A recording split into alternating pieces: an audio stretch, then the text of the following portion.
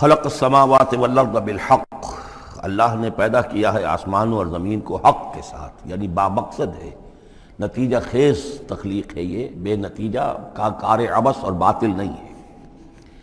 یکبر اللیل علی النہار، وہ رات کو لپیٹ دیتا ہے دن پر، ویکبر النہار علی اللیل، اور دن کو لپیٹ دیتا ہے رات پر۔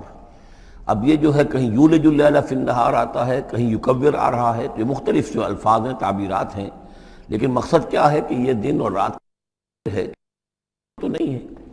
آپ کو معلوم ہے کہ پورا نظام جو چل رہا ہے اسی کے حوالے سے ہے، پورا عالم نباتات کا جو ریسپیریشن کا نظام ہے وہ اسی کے ساتھ متعلق ہے، لہذا یہاں کوئی شے بھی بے مقصد نہیں ہے۔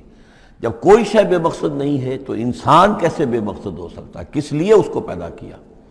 حدیث میں جیسا کہ آیا کہ انما الدنیا خلقت لکم وانتم خلقتم للآخرہ، دنیا تمہارے لیے بنائی گئی لیکن تم آخرت کے لیے بنائے گئے ہو۔